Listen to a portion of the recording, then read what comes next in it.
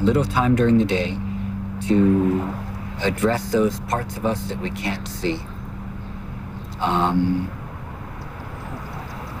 We spend a lot of time taking care of our bodies and feeding our bodies and dealing with emails and the world around us and all the things that we can see and measure. And then we need some time to take care of those things or be with those things we can't see, like our breath or the feeling of quieting the mind or the feeling of maybe meditating on compassion or on contemplation on God, contemplation on consciousness, contemplation on love. All these things that we can't see and we can't measure. And so in the yoga practices and in meditation, that's a lot of the world that we're in. We're in the world of things that can't be measured.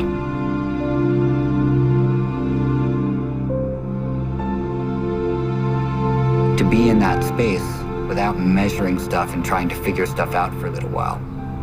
Because there is no figuring it all out. We can only figure it out up to a certain point, and then the thing we figured out, well, it might change, or there'll be something else to try to figure it out. That's where the idea of surrender comes in. To know the limits of how far we can get on our own steam, and at what point do we have to give up and have the faith or confidence that something else is going to help us along.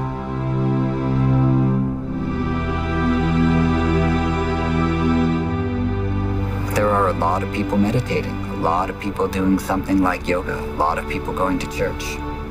So there must be some drive in us, in all human beings, which lead us towards contemplating or praying or worshiping or being quiet in one way or another.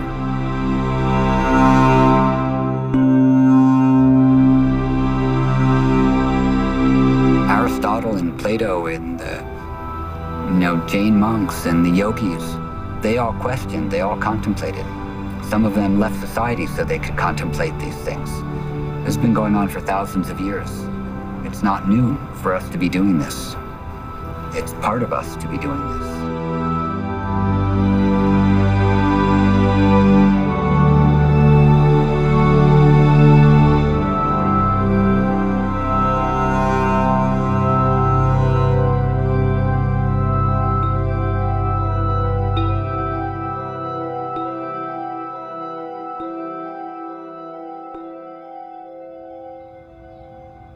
I don't think that there really will be necessarily a better something, a better world, a more peaceful world.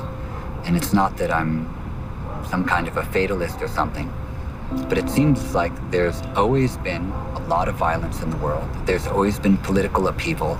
There's always been financial problems and financial crises. Look to anywhere, there's always been something which has been either a famine, a scourge, a plague, a terrible king, overrun by foreign countries coming in and destroying everything.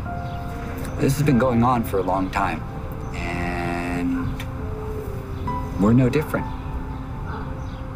But there's always been some small groups of people who say, I don't want to take part in this kind of a way.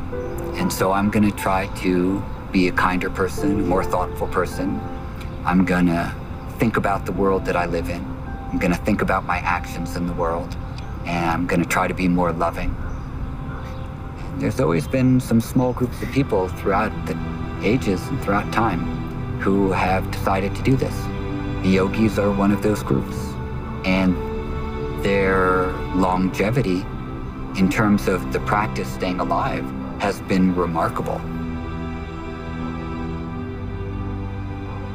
The practice of yoga might look a little bit different now, but the idea behind it is essentially the same.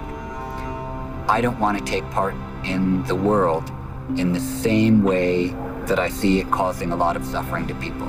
I want to take part in the world in such a way that it creates more happiness, more kindness, more thoughtfulness, more care.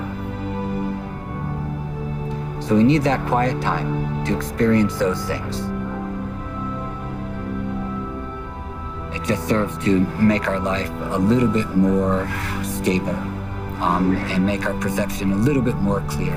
and give us a greater appreciation that everyone around us is also going through that same struggle.